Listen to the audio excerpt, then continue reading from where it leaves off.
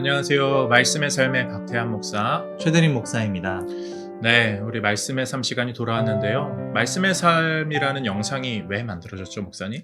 우리의 삶에 하나님의 말씀으로 인해서 하나님의 생명이 넘쳐나는 삶이 될 수 있도록 그것을 도와드리고자 함께 가고자 만들었습니다. 네, 사실 큐티 모임으로 저희가 진행하려고 했는데 오프라인 모임이 안 되다 보니까 온라인으로 큐티 하시는 분들을 좀 혼자 하지 말고 같이 하는 느낌으로 해보자 해서 이 말씀의 삶을 제작하고 있거든요. 그런데 이 말씀의 삶을 그냥 큐티 하는 분들만 활용하실 필요는 없는 것 같아요.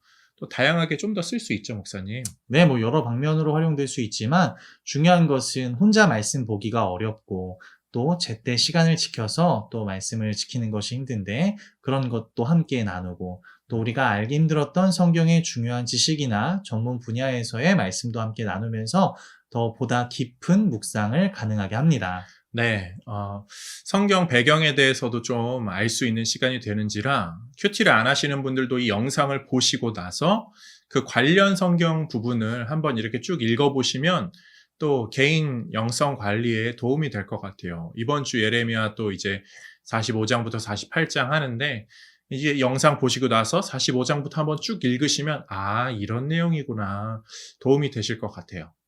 네, 말씀을 보는 것이 중요하지만 또 바르게 보는 것이 중요하겠죠. 그런 면에서 말씀의 삶이 우리의 영육간에 참 큰 도움이 되리라 기대해 봅니다. 네, 그럼 더 오늘 말씀의 삶 시작해 보겠습니다.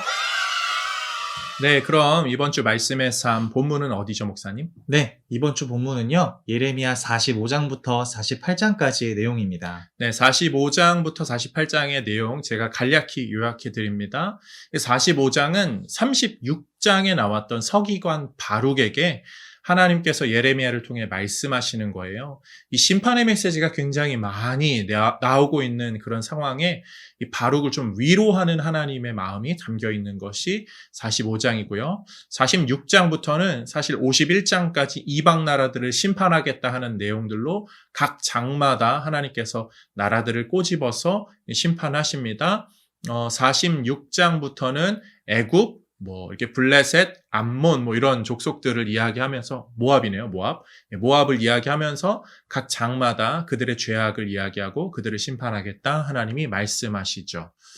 네, 아무래도 이번 주부터는 이제 이스라엘을 넘어서 이방 민족에게까지 심판하시는 말씀이다 보니 생소한 지명이나 또 여러 가지 단어들이 나올 텐데요.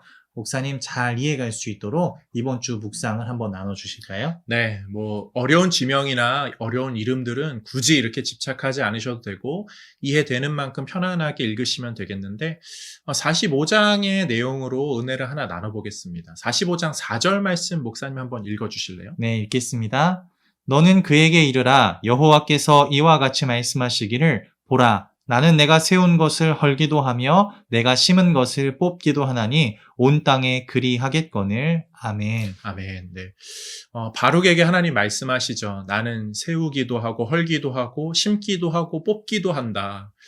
지금 사실 이스라엘은 뽑혀지고 있고 헐리고 있어서 굉장히 좀 마음이 어려운 상황이지만 우리가 이 부분을 볼 때, 맞아. 하나님은 그렇게 허는 분이야. 그렇게 뽑는 분이야. 어떡하지? 내 인생에도 그런 일이 발생하면 그렇게 좀 염려될 수 있거든요. 그런데 사실 오늘 본문을 그렇게 보기보다는 그래, 하나님은 세우시는 분이야. 또 심는 분이야. 그 앞부분에 초점을 좀 맞추면 좋겠어요. 하나님께서는 그 축복과 저주를 동시에 이스라엘 백성들에게 가르쳐 주시잖아요. 그런데 하나님의 마음은 이 저주 쪽이 아니라 이 축복이었잖아요.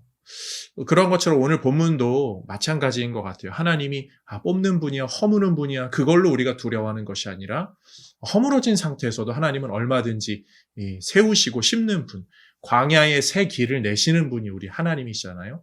본문을 보면서 그런 하나님을 좀 사모하면서 요즘과 같은 때에 또 신앙으로 이어지는 이 말씀이 좀 우리 안에 더 깊이 다가와서 소망으로 꿈꾸는 우리 모두가 되면 좋겠습니다. 아멘입니다. 목사님의 묵상을 들으니까요.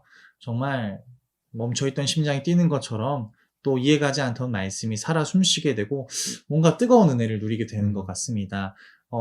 마치 엠마오로 가던 두 제자가 지금 떠오르는 것 네. 같습니다.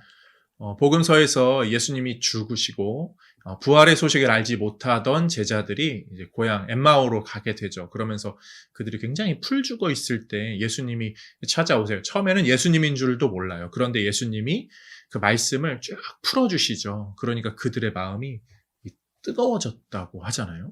네, 맞습니다. 말씀이 또 이해가 되고 은혜가 되는 것도 다 하나님의 섭리 안에 때가 있는 거죠. 이해가 가지 않던 말씀이 부활하신 예수님을 통해서 가르침을 받고 또 뜨거워지는 것을 보면 또 오늘 우리에게 주시는 은혜가 또 하나님이 계획하신 때에 느끼는 거구나, 우리가 또 감사하며 또 그 은혜를 실천할 수 있었으면 좋겠습니다. 네, 그런 면에서 목사님이 받은 은혜 하나 나눠주시죠. 네, 저는 예레미야 46장 1절의 말씀입니다. 한번 읽어주시겠어요? 네, 이방 나라들에 대하여 선지자 예레미야에게 임한 여호와의 말씀이라. 아멘.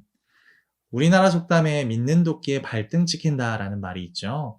물론 내가 절실하게 믿었던 존재에게 배신을 당한다라는 말도 있지만 현대 사회에서는 또 다른 해석이 있다고 해요.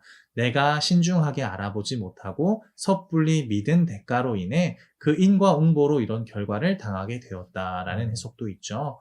우리의 신앙생활과 우리의 인생도 마찬가지인 것 같아요. 생각하기보다 쉽게 믿고 또 쉽게 실망하게 되죠.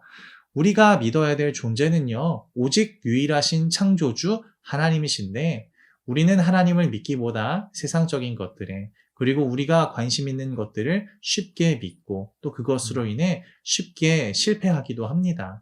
그래서 저는 이 이방 민족들이 실패했던 가장 큰 원인이 무엇인가 묵상하면서 알게 된 건, 그들이 믿어야 될 존재인 하나님을 믿지 않고 세상 것을 믿고 그리고 그것에 인해 발등을 찍히게 되었다라는 것을 묵상하게 되었습니다. 네, 그 이방 나라들이 사실 하나님을 모르는 상태는 아니었죠. 사실 그 출애굽 사건을 통해서 열방에 이제 하나님이 어떤 분이신지가 좀 드러났기 때문에 하나님을 충분히 알 수 있는 기회가 있었죠.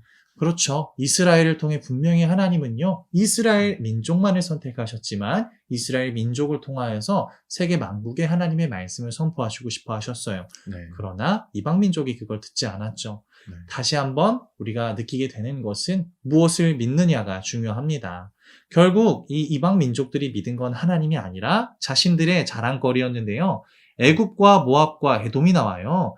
애굽은 먼저 자신들의 긴 역사와 군사력을 믿었고요. 에돔은요, 그들의 높은 성과 가진 지혜를, 그리고 모압은요, 자신들의 강한 군사력과 힘을 의지했습니다. 그런데요, 하나님이 역사하시고 심판이 임하자 그들이 믿었던 거는 와르르르 무너지고 아무것도 남지 않게 되었죠. 우리가 이 말씀을 통해 또 새기게 되는 것은 하나님 앞에 그 어떤 것도 위대하지 않다는 말씀입니다. 저는 이 말씀을 보면서 그 모든 것을 창조하신 하나님을 믿는 신앙이 되야겠다 묵상하게 되었습니다. 네. 근데 꼭 하나님이 그렇게 이방까지 이렇게 심판하시고 뭐 그런 일들을 좀 하셔야 됐나 좀 한번 생각하게 되네요. 네, 아무래도 언제나 열국에 하나님의 말씀을 선포하고 싶어 하셨지만 듣지 않는 민족이었죠. 하지만 하나님의 그 계획은요, 그 마음은요, 계속 이어지셨어요. 결국 이 일 후에 예수님을 통해서 세계 만방에 하나님의 말씀이 전해지게 되죠. 그 초석을 깔기 위해 하나님께서는 이방의 죄악들도 다 제거하시면서 묵은 땅을 기경하시는, 어찌 보면 하나님의 은혜의 계획이고 그 실행이다라고 볼 수 있습니다. 네, 하나님은 크신 은혜의 계획을 갖고 계시다. 지금은 믿지 않는 자처럼 보이는 자들이라 할지라도 하나님은 그들을 향한 더 먼 미래의 계획, 그들이 돌아올 그날을 위한 계획을 하나씩 이루어가는 그런 모습을 우리가 본문에서 좀 발견하게 되네요. 아멘. 네, 감사합니다. 목사님, 이번 주부터 다음 주까지 예레미야 46장부터 51장까지의 말씀인데요. 계속 이방에 대한 심판이 나오잖아요. 조금 우리 보시는 성도님들께서 쉽게 이해할 수 있도록 설명 및 좀 이렇게 묵상을 좀 나눠주실 수 있을까요? 네, 사실 이 이방에 대한 심판이요, 좀 고비예요. 읽기 어렵고 내용도 이해도 잘 안 되고, 사실 이방, 뭐 애굽이나 블레셋이나 모압이나 우리가 그렇게 잘 알지는 못하잖아요. 근데 이거 어떻게 읽어 나가야 하나? 이게 무슨 은혜가 되나 생각할 수 있는데요.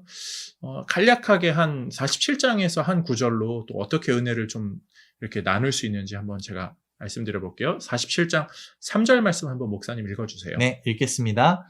군마의 발굽소리와 달리는 병거 바퀴가 진동하는 소리 때문에 아버지의 손맥이 풀려서 자기의 자녀를 돌보지 못하리니. 네, 아멘. 아멘. 그 블레셋 백성들이요, 이 자녀를 돌볼 수 없는 손에 막 힘이 없는 거죠. 그만큼 두려운 상황에 왔다고 하는데 그 두려운 상황에 오게 된 이유가 이렇게 말하고 있어요. 군마의 발굽 소리, 달리는 병거 바퀴 소리가 진동해서. 얼마나 그 대군이 몰려오고 있으면 블레셋이 그런 것으로 두려워한다라고 말할까요? 그런데 사실 이 블레셋이 사무엘상에도 등장하거든요. 이스라엘과 블레셋의 전쟁. 그 골리앗이 블레셋 장수잖아요. 그런데 이 이스라엘과 블레셋의 전쟁을 사무엘상에서는 이렇게 말합니다. 13장 5절 한번 읽어주세요. 네.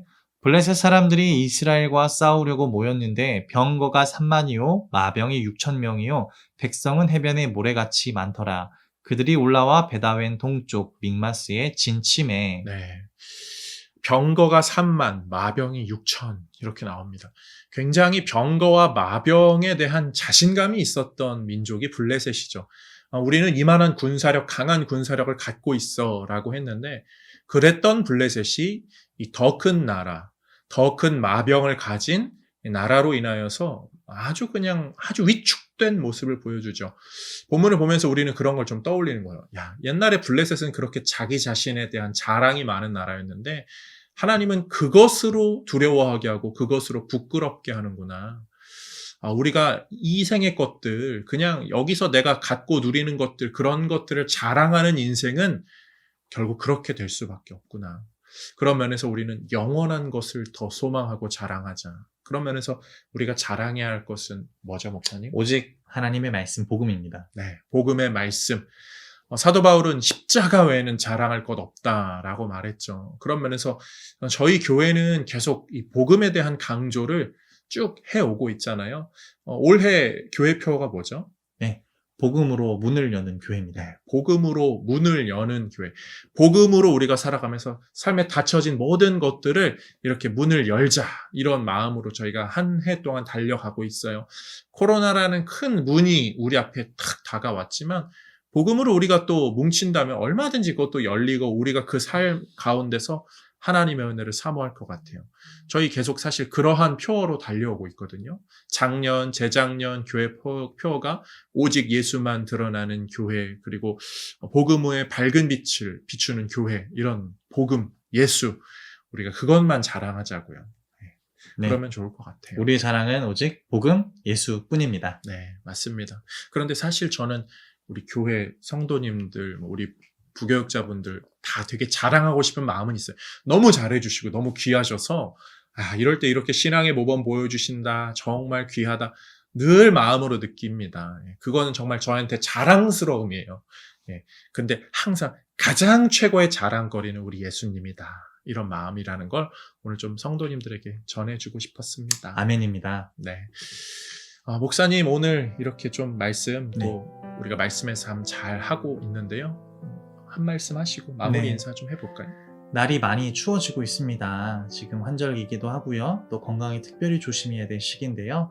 물 많이 드시고 또 따뜻하게 입고 다니시면서 건강관리 잘 하셨으면 좋겠어요. 그리고 우리가 눈에 보이는 건강관리를 하는 것만큼 눈에 보이지 않는 우리의 영혼의 건강도 잘 관리하여서 정말 약을 먹듯 복음으로 채워놓고 또 건강한 영으로 살아가는 우리 동성교회 성도님들이 될 수 있었으면 좋겠습니다. 네, 목사님 말을 이렇게 더듬는 걸로 봐서 건강 관리를 좀 더 잘 네. 하셔야겠어요. 감사합니다. 네, 맞아요. 성도님들 요즘 그 건강 정말 잘 챙기셔야 돼요. 밖에서 기침 한 번 해도 사람들 눈치 보이잖아요.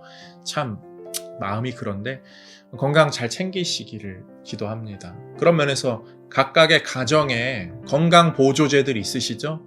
뭐 비타민, 뭐 칼륨, 칼슘, 뭐 이것저것 뭐 많으실 텐데 뭐 홍삼 뭐 이런 것들 말씀 나온 김에 오늘 한 번 더 굳이 전에 안 먹던 거 챙겨서 꼭 잘 챙겨 드시고요. 건강 잘 챙기셔서 또 교회에서 우리가 함께 신앙생활 기쁘게 하면 좋겠습니다. 그리고 말씀하신 것처럼 육체적인 건강과 함께 이 영적인 건강, 하나님 말씀이라는 영약을 잘 잘 몸속에 마음속에 심령 속에 새기는 우리 모든 성도님들이 되시기를 주님의 이름으로 축복합니다. 축복합니다. 네, 그럼 사랑하는 성도님들 한 주간도 건강하시고요. 쌀쌀한 날씨 가운데 몸 건강 챙기시고 말씀으로 영혼 건강 챙기시고요. 다음 주에 뵙겠습니다. 사랑하는 성도님들 말씀으로 사세요.